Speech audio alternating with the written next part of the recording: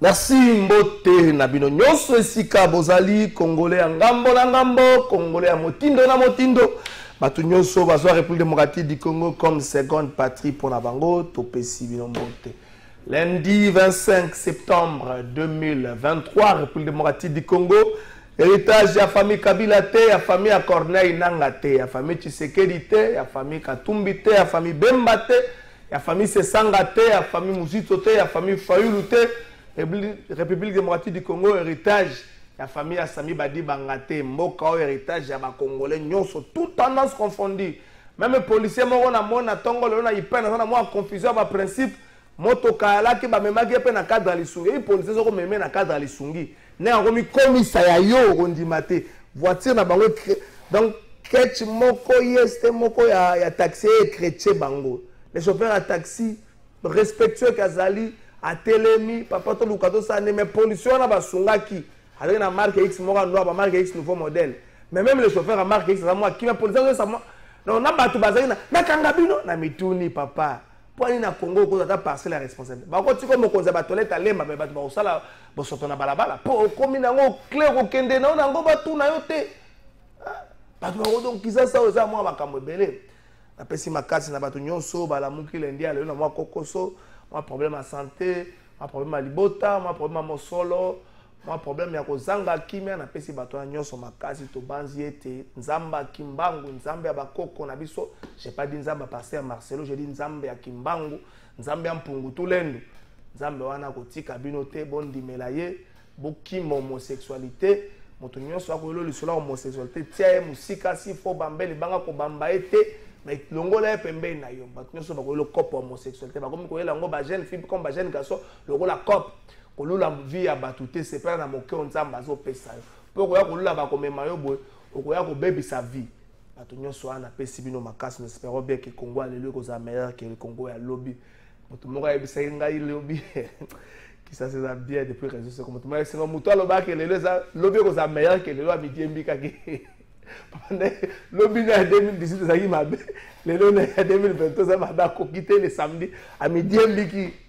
et très spécial Juice Bongeli toujours en forme à hauteur aux malade moi 2-3 jours et très spécial Juice Bongeli plus que Salomon Kalondaïd Juice Bongeli Salomon Kalondaïd spécial pas qu'à tout mais Juice Bongeli est très spécial Juice Bongeli au sala alva passe Juice Bongeli mon perso mon dazo comprendre n'engeni toujours fonctionner lundi alelo tu as annoncé une émission moko na semaine on a honorable Paul Chilumbu moto na lisolo ya lisolo ya ko longola ba limitation ba mandat honorable Paul Chilumbu ya Paul na pesio makasi na pesio mbote siko zwa émission ngo to ko sala ngo cette semaine Corneille Nangaa lingo tika débattre Corneille Nangaa zozongisa débat Corneille Nangaa balobi tika ka likambo nokite est-ce que ba révélation à Corneille Nangaa ça ko jeter discrédité na quinquennat liboso à Félix Tshisekedi.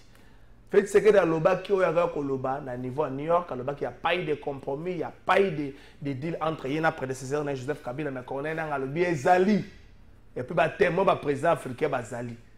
Il a participé à l'élaboration à nini wana landi le on a tongo na RFI Corneille Nangaa kotika le kambote. Est-ce qu'ils ont jeté discrédité na quinquennat liboso ya Félix Tshisekedi to komeka kolobela yango? Ma liste pour l'élection législative à niveau national, les bimaki mokolo ya samedi. Nazo sepela na moni batu ndenge bazo toni sa ba numéro na ba réseaux sociaux bande ko ngai. Le Congo dans son ensemble a moins de 20% de taux de pénétration internet. Peut-être boyebit. Tozo ça va confusion pour ndenge to mesana ko ya na Gombe biso na biso, on ça ga deal nos liés na internet, mais tala na quartier na bino. Par exemple, na commune à Bumbu, batu batiaka 1 giga la journée, baleki 2000 personnes.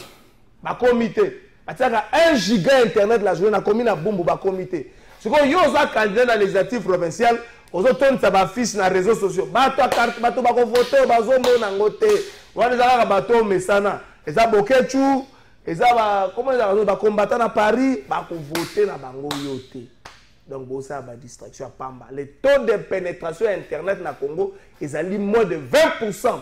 Bosa ba campagne na bino na terrain bosa la ba médias traditionnels kokosa na hote réseaux sociaux au côté la mise sur libungu tout le comment c'est la nanga so kadima kadima bibliothèque nzoka so batali campagne za na réseaux sociaux osali ba fiche na réseaux sociaux ah waza ka makambo na biso est-ce que vous avez que théâtre muyombe go style ça la section na Kinshasa vous comprendre chaque candidat je suis expert en communication na yebi makambo na zolo ba théâtre muyombe go style le ça la section na Kinshasa faut bien comprendre force à les médias traditionnels ba meka na les réseaux sociaux waza moi groupe bato mo ba ko ko santé bangwana balandaka yangwana invité moko na émission na biso ya mokola lelo yo ya zali coordinateur ya MDR wana bazala kolandela makambo ebela mboka depuis Kayombo abima na libanda azaka na malakala abima Kayombo akomi na IDPS ah Kayombo akomi na IDPS tel PDG ya sika bazala le solo mon bilan est mieux que celui de mon prédécesseur mais tout ça na molili neti allo na Congo to ça la cour tout ça mon bilan est mieux na français biso mo to so vivre na molili monsieur le coordonnateur Lola Kali na pension Mbote de ko trésor on va fundaka ah ko funde ko silata ko funda soki sil donc to bebisi musala ko funde ko silate okoti na politique longo na société civile de ko trésor comme le roi bat ngongango e comité il faut qu'on mette les solo peuple il faut que la malamu na peuple il faut qu'on passe à peuple l'information à solo alors pour nous passer à peuple l'information à solo il faut tous à la nakati ya parlement loba faut tous à nakati ya parlement yango toye ko sangana na sénateur Sami Badibanga toze le monaye pour que tous sénateur azaka la regroupement en 2018 regroupement wana progressiste les progressistes eza makasi to beta lisolo ngo azaka na candidat azaka na ba député progressiste na ba député omoni élection on a gagné mo bima na Sénat ndeko trésor élection ezelo ko yo prépare kayango et Badibanga a préparé élection en 2023 depuis 2018 OK topé sa occasion en 2023 oyo 2024 tokozonga awa 2018 on a candidat président azaka candidat président azaka combien de voix taba 7 ndeko trésor na ozonga awa na 2024 tofandi na zotangela au député Badibanga au député Badibanga c'est par rapport à travail oyo ezo sala ma déjà na terrain c'est par rapport ya préparatif oyo président Sami Badibanga à mettre en place et pas candidat nyonso c'est on a vu qui a préparé l'élection en 2023 depuis 2018 yé aza regroupement te oyo ezoko tâtonner oyo il faut ko futa ba $50 pour baza ba candidat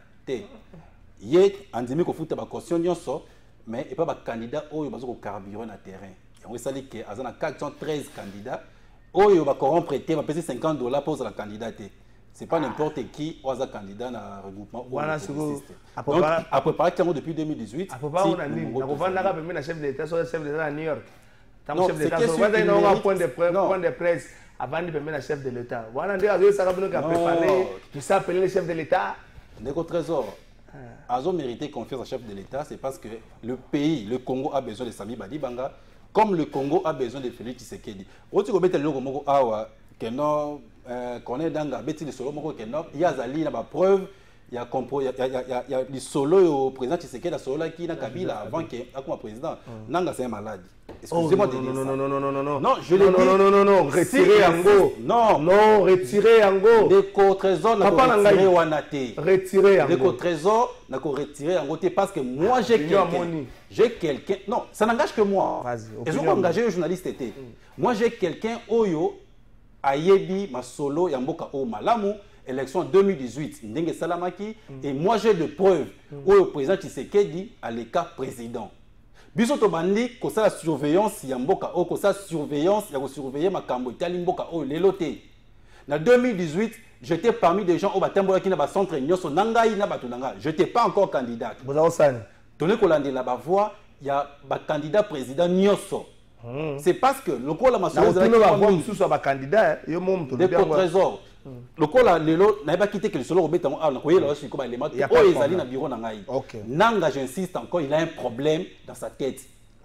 Ce qui a continué à insister, nous allons porter plainte contre Nanga parce qu'ils ont touché personnalité chef de l'État. Chef de l'État le bien très bien. Il n'a pas eu de compromis. Yéna Kabila pose à la présidente. Chef de l'État a fait des compromis avec la population congolaise. Où a voté qui en 2018, où a celle qui était l'élo, c'est la présidente de la République. Mais Abimisa Yango, et puis surtout, des éléments. Moi, personnellement, je vais venir avec des éléments parce que moi j'ai des éléments. Nanga parle de... Bon, d'accord. Ce qui est Nanga, lui qui est un élément, c'est que Nanga a trahi le peuple congolais. On peut dire ça, mais non. Parce qu'il y a un publié qui est chef de l'État, président de la République. Sur base de quels éléments? Sur base de l'élément au peuple, à quel côté la urne, la machine à voter. Donc, ce que je comprends maintenant, c'est que CENI a tripoté le résultat au peuple. Quand un président et une institution comme la CENI a insisté sur le bloc en Nengewana, il est vraiment malade. Père de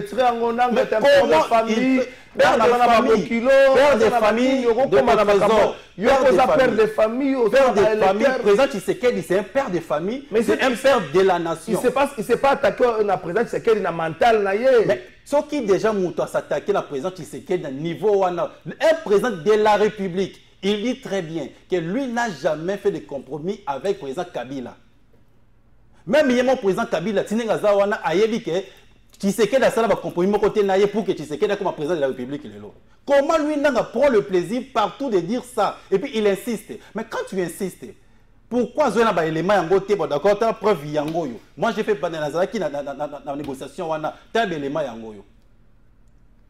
Comment il peut toucher à la personnalité du chef de l'État et dans le moment où c'est comme pour dire que au moment où il y a une transition parce qu'il y a une négociation. Bon, d'accord. Ce qui n'a pas une négociation, c'est que le président Tshisekedi a géré le pays dans la période de transition. C'est que le président Tshisekedi a 2 mandats. C'est transition Moulaye. Oui, c'est que le président Tshisekedi a 2 mandats. Non, non, Paul Chilumbo. Non, il a évité le professeur Paul Chilumbo, mais il a évité aussi. Ce qui n'a pas évité que cette transition. Tant qu'il y a le que non, Azana Belema, président du pays africain, mais Belé Bayebi. Nanga le bien goût. Nanga a insisté que ça qui compromis. Azo insisté que ça qui accord est présent Tshisekedi dans le président Kabila. Azo insisté que le peuple a voté qui présent Tshisekedi tête.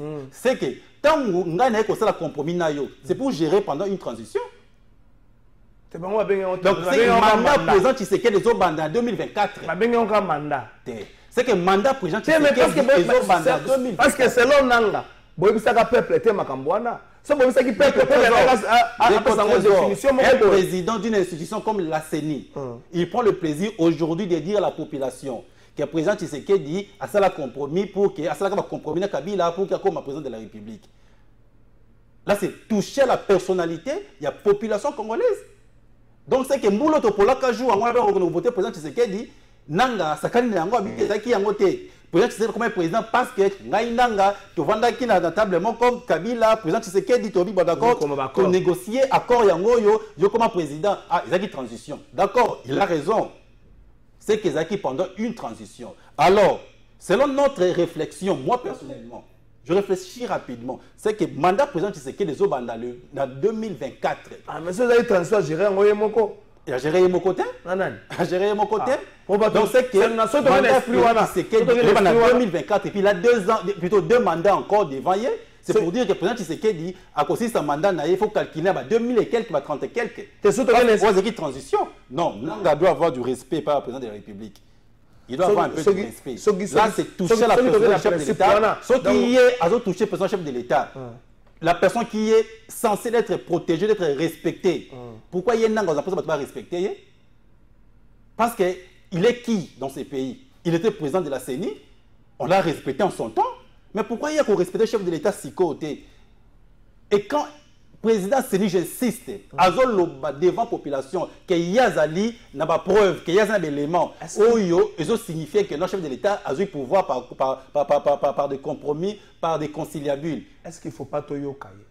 Mais déjà, vous qui êtes. Est-ce qu'il ne faut pas tout le cas sur toi enquêter toyeba? Qu'est-ce qui s'est réellement passé? Qu'est-ce qui s'est réellement passé? Nanga est insatisfait. Peut-être Nanga Zaki n'a pas poste moko, peut-être Nanga Zaki n'a pas poste Premier ministre, peut-être est simbité. Alors, pour les simbités na salanini, il faut bimisa ba énergie oyo. Il faut expliquer le carré minier. Papa, il était président Yasseni. Il a gagné ce qu'il pouvait gagner.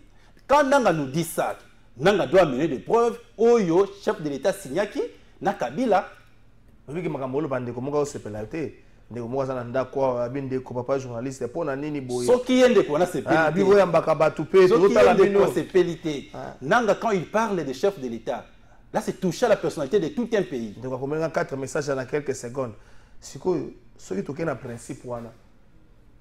Bon, pour tout Suisse à l'Ikambo, ils ont un baloba. Batu bandi makoloba.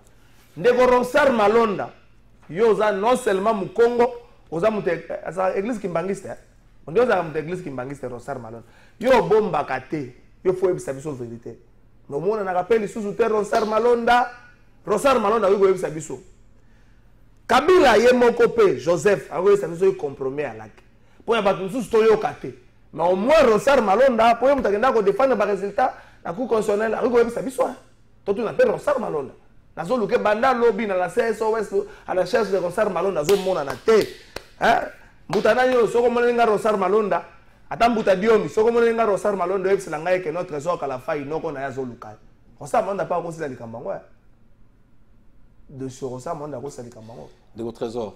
Likambo yo mutako si sango zali kaka peuple congolais. Na ndengeni. Ils zali kaka résultat où ils allaient publier.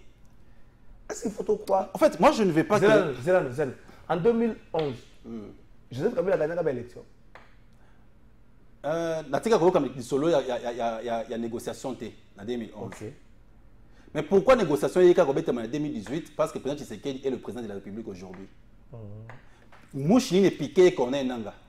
Pourquoi le même jour où il y a la télévision, le président Tshisekedi, président de la République, pourquoi Nanga Zoki courage de dire que bon, Nazo publié président de la République, Moko, à l'équipe en négociation. Ah, mais c'est déjà. Il fallait aller déjà avant. Et ça, qu'on réconfortait, il fallait le place à aller.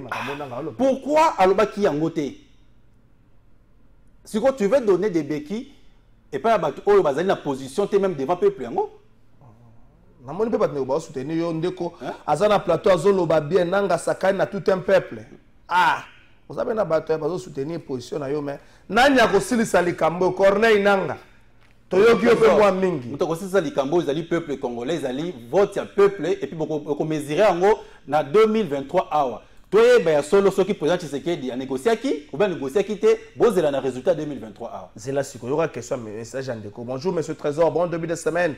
Est-ce que M. Nanga peut-il prendre des risques en citant 3 chefs d'État africains? Il faudrait que cette situation soit éclaircie avant les élections. Parce que Nanga a un risque à 3 chefs d'État africains juste Kakaboué. Les chefs d'État, Nengo Lobiwana, ceux qui Nanga Zoko, c'est-à-dire qu'il y a na bango na peuple na bango. Vous pensez à Rovanda, Sakana bango, Kakaboué na peuple na bango, na les Kambo Zangi Mutuna Makolo. Donc Nanga a combien de problèmes? De votre trésor. Oui, ceux qui n'ont pas de problème, ils sont satisfaits Ils sont capables de monter le bloc tout cas possible pour les trahir. Pour qu'ils démontrent qu'ils ont des gens qui des morts. Ils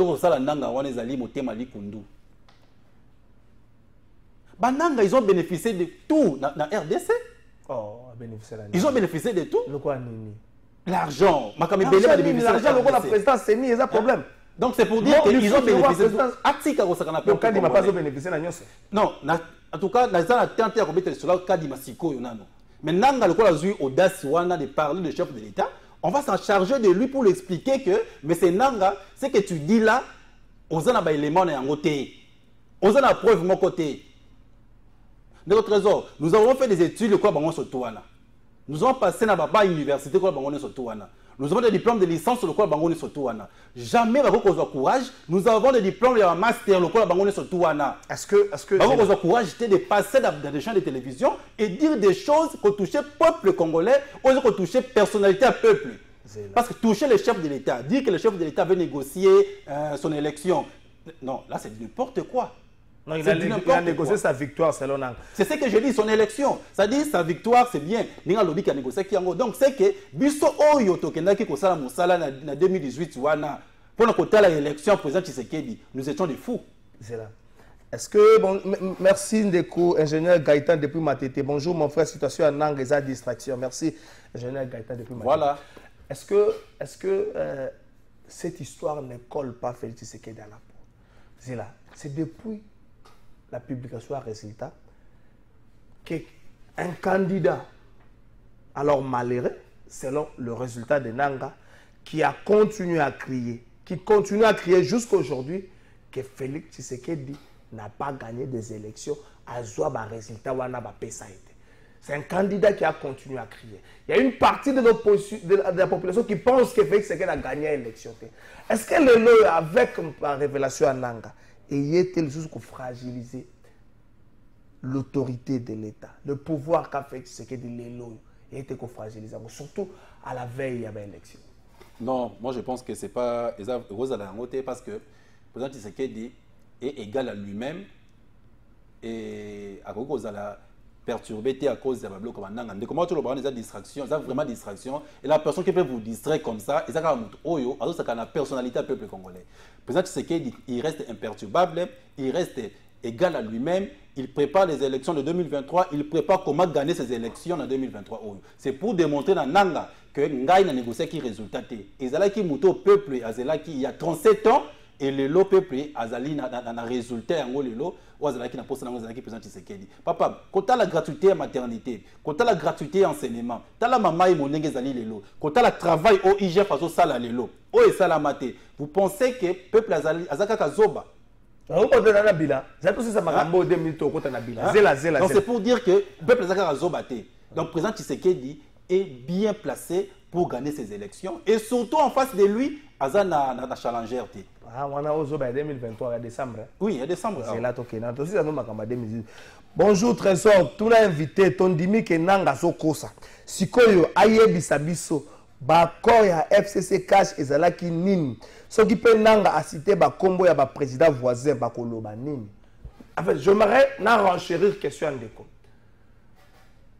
C'était quoi le mobile ya ba corps ya FCC cash? Pourquoi Félix Tshisekedi n'a pas commencé par identifier la majorité au niveau du Parlement, au niveau de l'Assemblée nationale, avant il y a Premier ministre? Pourquoi le président de Félix Tshisekedi a commencé par mettre un Premier ministre? Parce qu'il s'est dit que ça y a une majorité, soit qu'il y a un wapi. Le trésor, aux juristes. J'ai expliqué ce que le la politique, en principe, la meilleure politique est la politique où le président Tshisekedi a salaki na moto na Ndeko Kabila prédécesseur naïe. C'est-à-dire président Tshisekedi a salaki politique oya naïe binda ku bien té gestion ya mboka ngai na zana maîtrise na ngoté na président Gérard mboka o na noté. C'est normal là aux d'accord na ngai. Président Tshisekedi a géré kana mboka o té à comme président de la République par la volonté du peuple congolais. Alors, ce qu'il devait faire avec Kabila, ce qui est sûr, ce que moi je dois penser ici, Ezalaki Kabila yo yebi gestion mboka. Oui peut sortir mboka. Alors nous devons parler nous deux. Kabila zaki ennemi à Tshisekedi. Azan ennemi n'était-il là. Azaki pe ennemi na été. C'est un Congolais, c'est son frère. C'est ça. Donc tant na ye psika moko. Ngana na Congo Web. Papa, na comme déjà Congo Web. Président Gabanga tinga déjà Congo Web na yebi Congo Web té. Donc pas baguette magique na ye. Non, je dois parler avec la personne qui est là. Président Tshisekedi, ce qui est sûr, il a parlé avec son prédécesseur, son frère Kabila. Oui. Ils ont parlé comment Kabila a géré le pays pendant 18 ans. Côté ça marchait. Et place signé Simba qui m'a trouvé que Kabila totalement ça qui m'a bien en Boko. Non, Kabila a fait des choses où Etikali icône en Boka. Et aujourd'hui la politique à Congo, on ne peut pas parler de la politique congolaise sans parler de Kabila. Ça, et Félix est conscient de ça. Le président Tshisekedi avait compris que non, avec Kabila, on doit traiter ça d'abord. N'a pas Kabila directement. Tu peux Kabila parce que Kabila a fait quoi? Kabila a respecté une élection, comprendre que non, ça des troisième mandat, je laisse le pouvoir. Et à ce pouvoir et pas et puis na balabala boité non par organiser l'élection. Élection on a gagné l'élection président Tshisekedi. Na kati ya accord wana que yo do gagner l'élection. Alors to solo là. Tout solo là, c'est-à-dire côté quand on a noté qu'il totalement parce que ngai na yebi ba entrer ya ndako oyo. Qu'est-ce qu'il faut faire? Il faut tout solo là, c'est tout ça accord na voilà. Accord ngo zakiti accord oyo nanga zo beta partout wana. Et ça qui par rapport à la gestion du pays. Et quand le président Tshisekedi a vu que Azaki a bonne volonté de travailler avec son prédécesseur, avec le prédécesseur, non, travailler dans Oyo, Azaki capable de l'hôtel. Travailler dans Oyo, capable de l'hôtel. Parce que le président Tshisekedi a dit que tout le monde a travailler parce qu'il n'avait pas encore la maîtrise de la chose publique.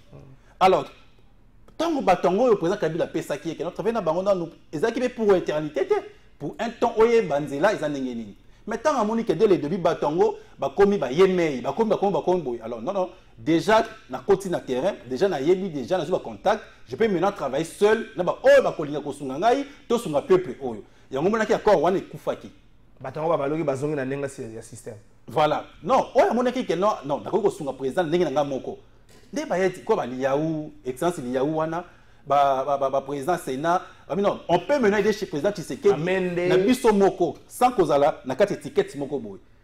Moi je pense que les appels m'abêté ce sont des Congolais. Ce sont des Congolais. Papa, oh tu as les solos à Congo. On ne peut pas trouver des ennemis partout. Le président Tshisekedi n'a pas le temps de retrouver ennemis partout. Il a le temps de travailler pour le Congo.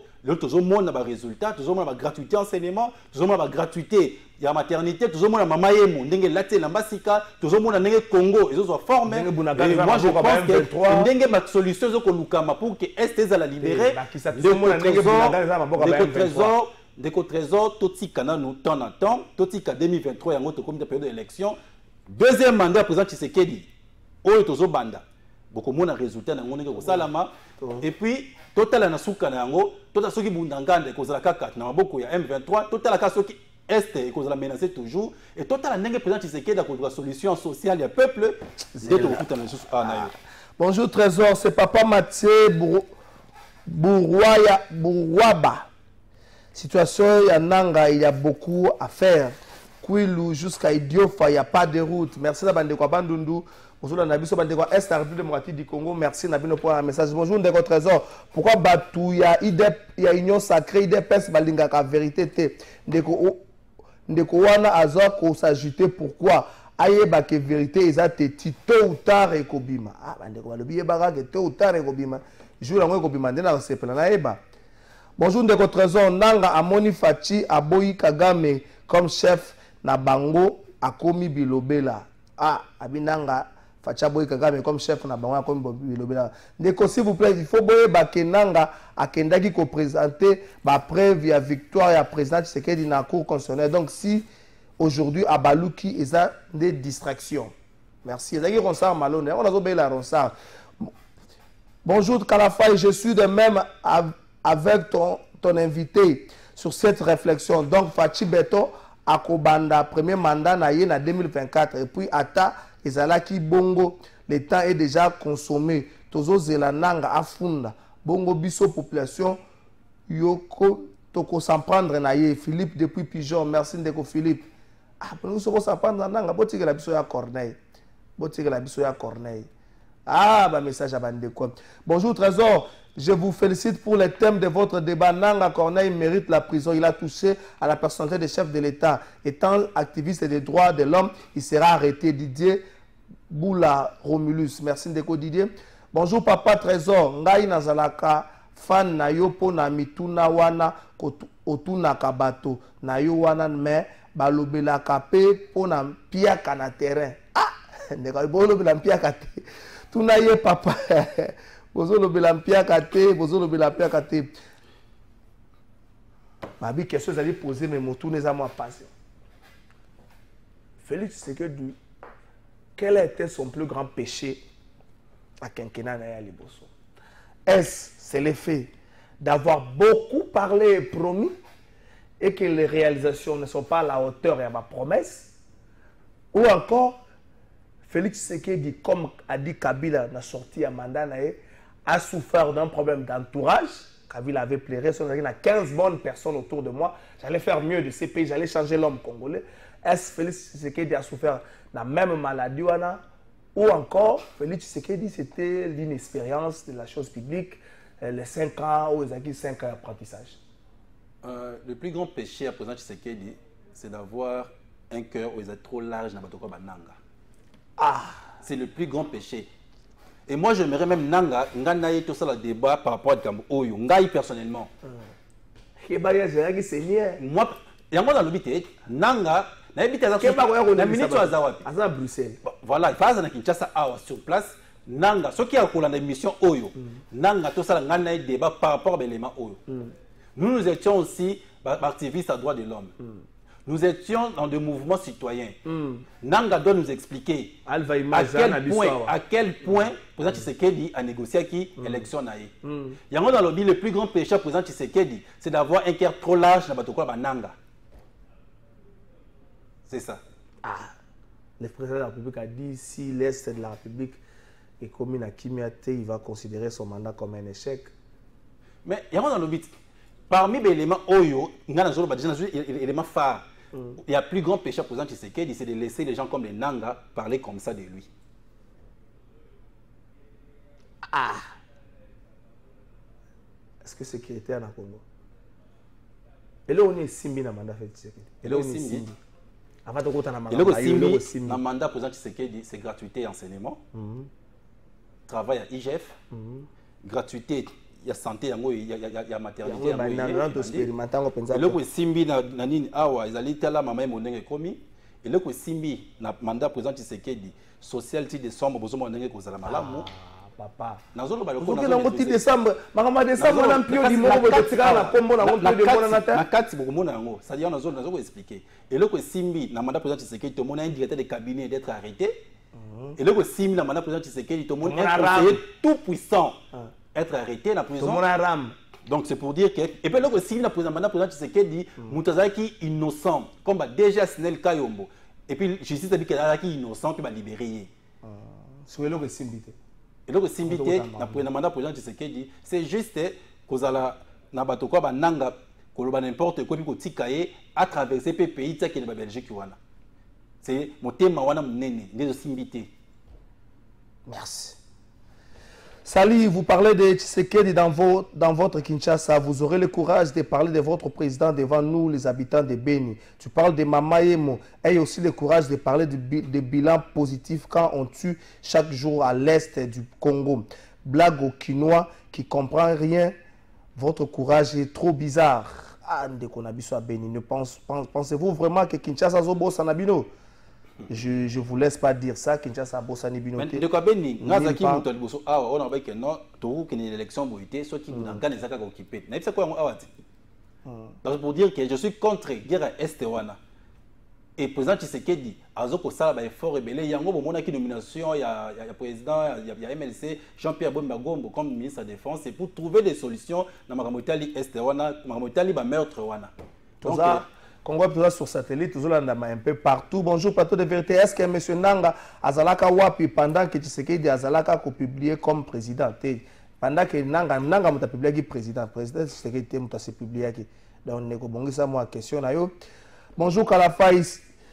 Invité Nayo Azoyo Kaka Kate système ya Gabon. Et ça en cours. Bonjour, Kalafaïs. Système ya élection certifiée. Commis. Qui va certifier les élections? Congolais Moutou. Congolais Moutou. Bonjour, monsieur Trésor. Monsieur Didier Dioka depuis Kingaboa. Je salue ton invité sur le plateau et j'approuve ses avis dans ce sens que monsieur Corneille Nanga a tort d'avoir changé le fusil d'épaule en cette période. Lors de la publication des résultats, pourquoi n'avait-il pas interpellé la Cour constitutionnelle pour démontrer cette fraude? Il n'a qu'à revenir à la Cour constitutionnelle pour rectifier cette erreur de résultats et non. Et on verra la suite. Nanga bazo senga na zonga na Cour constitutionnelle au bongisa résultat. Ndeko Kalafaï pas bakor et bandi na nanga te depuis très longtemps. FC Sabanda ki koloba que soki asakani toko bimisa bakor. Ils ont réellement oyo invité à lobby ata nanga asakani na biso mais batika ye aloba nanu vérité oyo ye ayebi. Ils ont Joël na matete. Merci ndeko Joël. Ah nanga oyo toko za na biso kimia nanga koyana makambo na yo. Bonjour Papa Trésor, le président Fachi est un don de Dieu pour ce pays. Ndeko Benjamin Mouchemvoula depuis Kassavouvou. Merci Ndeko Benjamin. Est-ce que moi na akokende na école na Zala mawa eza kaka pasi eza Victor abi gratuité moi na okende école na Zala. Ba numéro bandi ko bima. Nzembo moko musicien moko ayembaka kombo nanga namoni yango te. Jusela nga ba question nanga fosila. Namoni yango te abato ke na régie basa la biso condensé mo abato continuer basa la biso condensé moko ya au moins 3 éléments ya ndeko Lola Kali parce que la biso condensé 3 éléments na sur terrain bongo total na ebisi bino ba candidat. Bo sala musala na terrain bo le kana ba médias traditionnels. Omoni amu fois na connexion pour atala yo il faut atalo na no boy. Batu na beni bazokoma na kwilu bazokoma yo zo ra internet oko suka na fiche. Bonjour monsieur Trésor, pourquoi Nanga est allé parler en dehors du pays? Il est immature en lui-même. Oh. Toke Nanga Maréji. Toujours proche à population ya Funa, proche à population ya Kalamu, Yenani, la réserve de la République, Kalilo, la président, ya parti politique, mouvement des défenseurs de la République, MDR Namukuse, P-cadre, Nakatia progressiste, Oyo ancien premier ministre, Sami Badibanga. Mokolo dimanche 24 juillet Oyo, ezala kinde lisolo treyena population ya komina Kalamu, esika sangisaki bandeko ya quartier Yolo, Kimbangu, Kawuka, Matonge, nyonso ezalaki awa, Nakati ya école, Institut Saint-François Xavier ya Kawuka, awa ezalaki lisolo ya koyoka, kolela ya population ya Kalamu, koyoka ba desiderata na bango, koyoka ba souci na bango. La réserve de la République ayoki. Dans le cadre de sa campagne de lutte contre la haine tribale, afin de promouvoir la cohésion nationale, le mouvement des défenseurs de la République MDR était une nouvelle fois à sa base de Badiadingui pour une sensibilisation. La particularité de cette nouvelle descente a été la remise de quelques kits scolaires aux familles de ce coin de la capitale et suivant la vision du chef de l'État concernant la gratuité de la maternité, le MDR s'est engagé à placer dans ce coin de Badiading un centre de santé pour des soins gratuits en faveur de la population. C'était juste pour remettre les kits scolaires dans quelques 100 familles ici à Badiading et visiter là où nous allons implanter l'hôpital du MDR. C'est pour le soin de santé gratuit. Et comme le chef d'État a commencé la maternité gratuite, nous aussi, nous avons déjà commencé cette activité. C'est juste pour accompagner toujours la vision du chef de l'État. En lui remettant les kits scolaires, c'est pour permettre l'éducation des enfants. Nous allons payer les frais scolaires des enfants et nous partons maintenant visiter la place où va ériger l'hôpital MDR. Un hôpital de la gratuité, un hôpital où les mamans, les enfants, les papas vont bénéficier de la gratuité des soins de santé. Cette campagne du MDR va se poursuivre jusqu'à atteindre les Congolais de tous les coins. Azala rééli en 2023. Kobiso tozali na ye. Tozo suivre toujours ba na ye. Tango mokonza mboka lobi soins de santé ya ofele, biso pe MDR to pesi soins de santé ya ofele na bandeko ya Funa. Toye ko flatter bandeko ya Funa te, tozali na poste moko te. Ni ministériel ni mandataire, mais tozo sala na ba moyen na biso ya mike na bandeko obaza ko accompagner ngai poto sunga makanisa chef de l'État na ba base na niveau ya 7. Azali seye moko na district ya Funa Kalilola, moto population bazolinga, bazopesa bolingo, bazali ko chuchute po bayaka bakendaka, mais Kalilola azana bango na tongo, na midi, na pokwa, na mvula, na elanga, na pasi, pe na bisengo. Ah, boyende salaka. Ah, keyo, oui. Merci, ba candidat nyonso ya ba télévision na pesi bino mbote. Oza candidat, ozo sala ba monsieur Belé. Sala ba monsieur Belé ozo leka na TV, tere ozo sala te. Ozo sala malamu, tere ozo sala te. Ba koyeba yo ndenge nini. Danuke Fula na pesi ope mbote. Danuke Fula za candidat na Lukunga na pesi mbote. Patrick Lokala aza candidat na Lukunga na pesi mbote. Paul Tosua azali candidat na liaza na provincial na Masina na pesi mbote. Paulette Kimuntu azali candidate député national je crois na Tchangu, ce qui mémoire est très raté.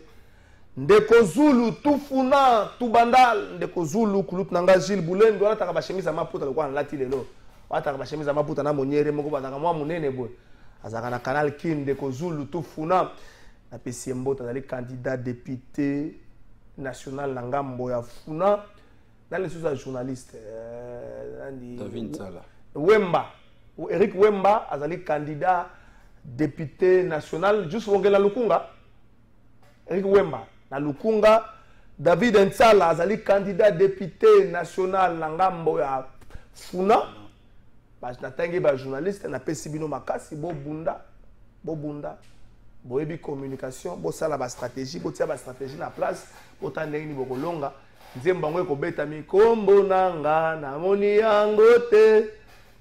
yango siko wana pe ba résultat ko za ba problème tango na bino est-ce bo za ba résultat certifié pour comme disque d'or obimisi ka bo disque d'or certifié abio résultat examen ya nini élection certifié résultat examen d'état faut ça certifié okoki na ko loba yaka na ba preuve donc nenga na ba to ba tuna nanga lobby ba preuve au disque d'or yaka na ba preuve à certification au contrat vivendi yaka na ba preuve à certification au résultat examen d'état yaka na ba preuve comme ça na palmarès donc nyonso comme à certification est-ce que nanga ko bika est-ce que ko yana ba preuve peine des problèmes bon espérons bien bonjour ndeko trésor nanga ayela biso ba preuve tondi maye c'est junior na masina merci ndeko junior batinyo so ba sanga ba preuve à Corneille nanga tika pena no bon.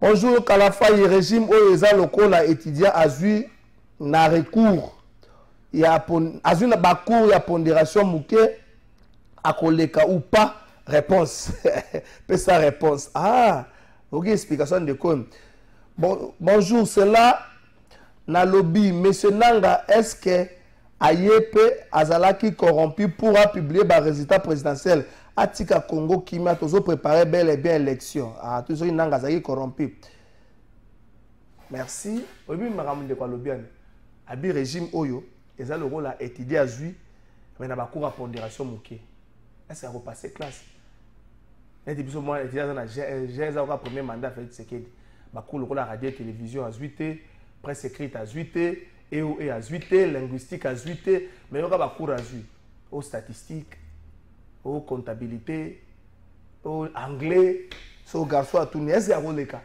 yo peut sa réponse yene mtalobi que président Tshisekedi azuna ba cours à pondération muke pondération muke za nini ya munene za nini ayi pondération muke le kwa ya makambo au gratuité ya maternité selon ye gratuité ya maternité pondération minene solution pour na est koza motoko la Jean-Pierre Bemba ko commissaire ministre de défense eza pondération muke parce que toyebi qu'est-ce que président Bemba ou MLC a ko pesa comme résultat na est wana non toza na période électorale totika président Tshisekedi na biso oyo tonzimi ko accompagner abima na grande distinction toke na musala au moins musala na terrain wana uti na terrain au moins musala na terrain wana uti na terrain ebitala ba ebisanga boya mutu moko komba ngolobi candidat nyonso azano locataire ngolo bo presse chance te voilà baza pe na raison ba candidat oyo aza difficulté ya mbongo to banda en campagne te yo adresse son afuna ezala reste na funda na Zola numéro 24 bis wana bumbu na Selemba plutôt na Bandal on adresse là Zola 24 bis vu qu'on le voit à la télévision va vérifier vu que batu bakoya va vérifier on a les sombo tiko kenda côté mususu élection on a bien moro va que nous vérifier on a un petit terrain bumbu Selemba Makala et si vous avez depuis 2019 on a un terrain mutumo ba ikuta akolemba na ye depuis 2019 dans un terrain depuis 2019 dans un peuple et lobby nazalaki na ba mobilisateur nyonso bazali ba responsable de la campagne na ngai nazali na ba quelque part 188 et puis combien na funa ba candidat ndeko trésor to kozala 10 000 mais candidature ozala moko donc vous avez 10 000 candidats mais candidature et vous avez moko c'est nous sali biso mabe ba numéro et comme ba problème ba numéro et na ngonga yango na ko ya awa liboso na yo na ko ebisa yo ndeko trésor na ebisa ka ke candidature aux moko te ma siège na fondé za moko te il y a 12 sièges mais au moins ko frapper ezala nani nazo luka numéro a dos ndombasi numéro a dos ndombasi nazo luka numéro na yo a dos ndombasi nazo luka numéro na yo terrain a facilité les exercices il y a pas si pour un candidat nyonso à un certain moment les conditions de vie à Batou il y a presque température pour un terrain. Est-ce que vous sentez un peuple chinois réceptif? J'attends que vous ça dans le terrain. Ce qui est sûr, c'est un peuple qui n'est pas trop réceptif, c'est parce que le peuple a souffrir. A souffrir là-bas, élu au Bango Misaki. Là, je parle de Funa d'abord. 12 députés au Bango Funa. Je peux vous dire que Bazali 5T au Bazouzongi la peuple. Au Bazouzongi la peuple. Pendant 5 ans. Pendant 5 ans. Bazali 5T, comme 5T. Et le peuple a comme se poser question, mais je suis qui n'a parlement là, je suis que parlement pour l'aventure n'a pas vraiment comme. On peut concernant compte que candidat, vous allez candidat député national, au qui moi nayo suppléante nayo, au qui moi si nayo suppléante. Yo madame ou ta suppléante. T. C'est ça pas tout mon sous. OK.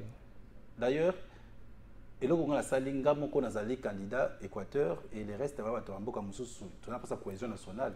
Ce qui nous ambassadeur que non comme ministre c'est que bango batamboka mususu a bénéficié bien à la place wana. C'est pour dire que donc ça politique il y a cohésion nationale. Mais ce que tali peuple au biso tozomona lelo na funa peuple zo souffrir à cause ya bato ba votaki pendant 5 ans. Donc peuple a tekaki à venir na ya 5 ans et pas bato oyo ba cause la reconnaissance pas inaité. S'il faut ça la campagne na funa il faut ça il faut ya na mbongo to faut ya na discours. Ce qui lelo na mbongo na funa population ko parce que bazo ki bato balaki on va simat totongi ba église bato balaki na mbongo bato balaki na likambo boye. Peuple comprenait qu'à cause de bloc wana 5 ans na bango et kei pamba lelo na koyebisa ke na ba selemba wana ba dadi na se hôpital les atengana ngale na ko kotia hôpital na se kuna na ngomba kuna na se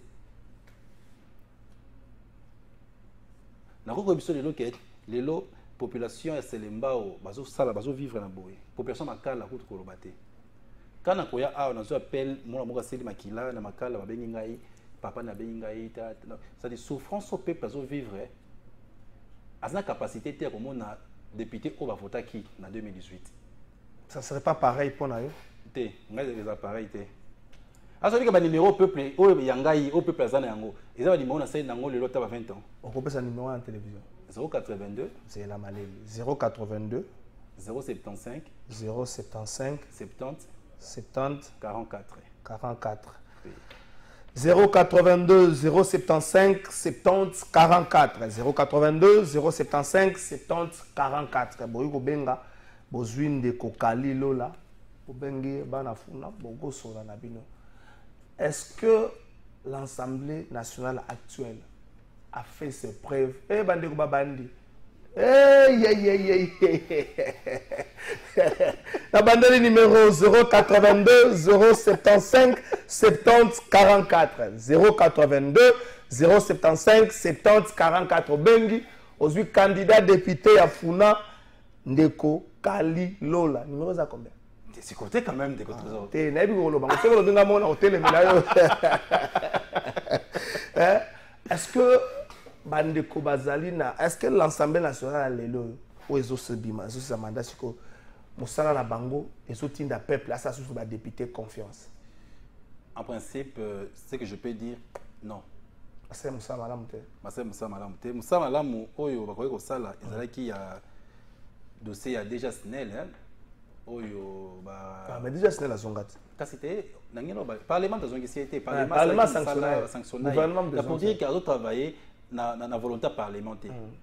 Hein, la volonté parlementaire et puis soka lobi kambo ya bilan na yeza malamu kolega wazaki wana mais ba projet tout moninga na tikaki yango nde ye ay ko sa continuité dans ce que bilan et kozaka parce que ce qui est européen azaki wana tikaki ti lelo c'est que continuité ngezala kaka oyo yazo sala lelo donc national eli kama bilan to bilan te national a problème ya salande auto beta misa ba betande YB carré ingénieur Blaise Boula salande yembande betande c'est ça. Bonjour Trésor. bazomona te kaka tata wana ya kala nini ekoka bakokamwa ndeko. Bazo comprendre te kaka batata wana ya kala bemba toyebaka eza oyo te eza tala kaka. Merci ndeko, message na comprendre nango bien te ba message bandeko ezele ebele. Papa Trésor tunaka papa wana mituna na biso wana azoluka poste lobby akokima mais soki azala mupanzi ya peuple akoloba biloko wana te aloba soki mwana na ye aza na école ya l'État. Atuni mwana aza na école ya l'État.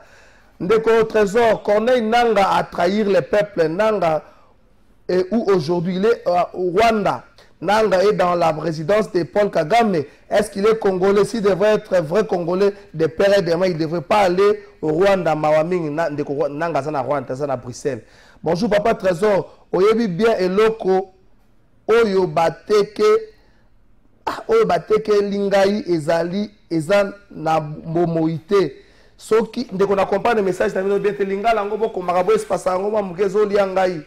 Ezolianga makasi bandeko balobi discours ozolobeza pour moi na tanga na gratuité te. So moi na tanga na gratuité nga oloba makambo te. Moi na tanga na bana batanga na école publique. Nazo tangisa bana mususu na ba commune mususu afuna wana na ba école à gratuité pété. En tant que ça ba école je paye l'argent. Mais na négliger école à gratuité te na bi école à gratuité et sur appel école primaire hein. Les enseignements de base donc. Oui, c'est ce que je dis. Les enseignements de base. Et la gratuité, moi je connais des écoles oyo tu vas salir très conscient, en tant que Saban avec beaucoup de conscience. Donc, les alités que notre gratuité, et comme ça que l'enseignement qui t'a. Non. Papa Trésor, dis-nous un peu quel est le sort de M. Ados Ndombas. Il est retenu, quel est son numéro? De comment on appelle ça, numéro exact. Je crois bien qu'Ados Ndombas allait retenu comme candidat député national. Bonjour, Ndeko Trésor. Soki Nzambe Asungi, président Tshisekedi, a eu une élection. Aou Misate. Kobongisa social vraiment. Les gens sont conscients de l'ocalité que social la population de Malamte. Bonjour Kalafay, candidat locataire à Kolekate. Bonjour Kalafay, Oyoki Lisolo ya Géa Solidarité Balingi ba frappé Mboka. Balobi candidat locataire à Kolekate. Botiko boyko batiko belé ngai baza locataire baza ba candidat za makamba makanisi. Bonjour Ndeko Trésor Fachi est le meilleur président que le Congo n'a jamais eu. Corneille Nanga est un aventurier. Merci beaucoup Ndeko Pierrot Namonga Fula. Merci mon frère Pierrot. Vous criez tout haut si ça marche selon vous. Je peux aussi que Félix nous a escroqué sur les dossiers RAM. J'ai raison ou pas? Votre impression par rapport à mon avis? Ndeko message non à comprendre en bien te bongo limbo lango moi malamu Ndeko Kali. Est-ce que vous croyez à l'organisation des élections avant qu'il n'a régi en décembre? Est-ce que les indicateurs sont rouges? À quand déploiement il y a ba kit? À quand déploiement il y a ba kit? Est-ce que la sécurité va contrer au cas d'Imasouleva qui et qu'on empêcher de sauter tous à l'élection? Jusqu'à preuve du contraire, moi je crois aux élections en 2024. Le chef d'État va en New York. Ngai na lobaka ngo avant que le chef d'État confirmé à New York, na lobaka kamoko awa. Si quand nous allons voir que non, c'est vraiment ça ne va pas pour aller aux élections, le chef de l'État doit annoncer à travers un consensus dans la classe politique pour nous dire que non, incapacité d'aller dans un point tel alors qu'il y a une transition. Quand bien même que Nanga a déjà fait cette transition déjà à 5 ans, là on va voir. Mais jusqu'à preuve du contraire, tant que CENI a l'obina noté qu'elle est incapable d'organiser l'élection pour tel ou tel point, élection est allée, n'a pas spéculé, n'a pas dit que la population n'a pas rumeur. Les électeurs n'ont pas de carte. Ils pas carte. Ils ont un bilongi na combo code qui est oyo ba bilongi bungaki bazo kende kozwa. Depuis que tu vérifier c'est là bazo zango. Omoni yango. Oui. Ba futi combien? Ba futi le côté. Voilà côté bien. Ba futi le côté. Voilà biso clairement ba futi le côté. Voilà côté bien côté belé bazo futa. Donc bango bazana moi chance. Toke na régie total la séquence à Souka ya Musala Ndeko Kalilo lazo sala na terrain azali mwana ya funa alobi résidence ezwami na bandal Ndeko mot d'ordre de campagne à tour koloba eloko te candidat pe sur adresse oko vérifier na cadastre soki le pango ezaye soki ezaye te bossa na ye Mais ma député profession ya Kinshasa na pesi bino kambote ba bazo siéger na pesi bino mbote. Vous avez ba candidat niveau national? Bon moni Kinshasa toke na ngambareshi. Après l'ego officiel de sa campagne de lutte contre la haine tribale, il fallait bien passer à l'acte à travers notamment de multiples sensibilisations de masse. Et pour cette étape, c'est sa base de Funa qui avait le privilège d'écouter celui qu'elle a adopté sans conteste. Occasion propice pour Kali Lola de marteler davantage sur les conséquences négatives du tribalisme, sur la solidarité nationale et les bien-être communautaires. Cadres, militants et sympathisants du MDR, tous ont donc été invités à bannir toute forme de propos séparatistes ou d'actes défavorisant la cohésion nationale. Maloba ya kokabwane koti mingi ezomema tribalisme biso toye koyebisa batu lelo président de la République Félix Antoine Tshisekedi tango azwi bokonzi na ye le même jour alobaki ete Congo oyo tozo formé ataki yango na pluriel que le Congo que nous formons ezali Congo ya tribalisme te ezali pouvoir ya clan mon côté ezali pouvoir ya province mon côté. Congo oyo tozo conformer lelo na président Félix Tshisekedi ezali Congo yaba congolais nyonso. Mobilisation et concentration, ce sont les mots interpellateurs de Kali Lola à sa base pour la victoire au prochain scrutin en décrochant les seconds mandats en faveur du président de la République. Merci Kali Lola sur terrain. Banafuna na lobi nangelo côté na lobi Kali Lola zoya na terrain. Banafuna na lobi nangelo côté na lobi azoya na terrain. Bandeko na yeba na bango ba za ba camarade nanga ba simba kangi bwe. Na lobi trésor azolo ba bazo tanga sote to na funa. Attends, Bino Kaka. Monsieur Trésor, bonjour. Demande au monsieur qui est sur le plateau qu'il nous dise où sont les 8 avions achetés par le président Tshisekedi. Ou encore, je n'arrive pas toujours à vivre dans l'Allemagne d'Afrique. Qu'ils nous disent, c'était quoi cette promesse? C'est pas en un jour. Un avion quand même. C'est pas en un jour de Congo comme Allemagne. C'était une promesse de chef de l'État. Et attendant deuxième mandat, on est là. On va en parler. Bonjour mon frère, l'IDPS doit comprendre que Fachi a échoué, qu'il arrête de nous tromper sur ce qui se passe à l'est du pays, car nous avons des familles là-bas et aussi sur le problème de Ouazalendo, c'est un massacre. Ah, message. Bonjour Trésor, il faut savoir que Oyonanga Azoloba chaque jour ils cuisine interne. Est-ce qu'il y a quitté Koyana Mbokate pour Aloba Yango bien Justin Moyo? Ah, ndeko senga nanga ya. Bonjour Trésor, c'est vrai ndeko nanga lingi kaka asila poso ya ko voter Félix biso déjà toyebi baje na bango wana toyebi pe mutu oyo azotinda ye Martin Chamala ayabi mutu azotinda nanga. Bonjour Trésor nanga ayeba biso ayela biso ba preuve poto ndima makambo oyo azoloba et pourquoi azolobela yango musika ya mboka na biso c'est Junior depuis Massina. Bonjour Trésor, pourquoi blaguer avec les chefs de l'État nanga? Il faut ayebisa biso pourquoi azo fondé makambo sur la personne du chef de l'État Diezola. Bonjour Trésor, il faut aussi croire na ndeko nanga po azazo bate aloba makambu ya minene bongo azolinga a sauver peuple congolais te par exemple.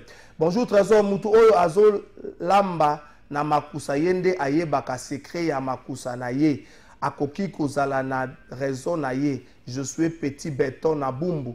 Bonjour Trésor, mutu oyo azalaka na cuisine yende ayebi ezaka même message matondo viswaku ndeko Kali Lola tokomi na suka. S'il faut pas ça 10 secondes 30 secondes pour clôturer l'émission okoloba bana bafuna nini okoloba bana Kinshasa nini na bana Congo nini. On okoloba bana Congo ezali ko pesa chef de l'État confiance pour la deuxième mandat au Yozokoya Batika Biyoka Yoka. Il avait gagné les élections en 2018 et a gagné les sources makasi en 2023 oyo et bana funa na moment autre comme on en campagne tu as vu déjà les kambuto yoka na kinabino ma solo ezali vraiment kitoko et je suis derrière ba problème na bino nazali derrière ba passe na bino de retrouver solution dans les jours qui viennent. Merci Alva Image, Jus Bongeli, Gaël Yale, Ndeko Josué, merci Nayo. Est-ce que Nayo Funda? Merci Alva Image.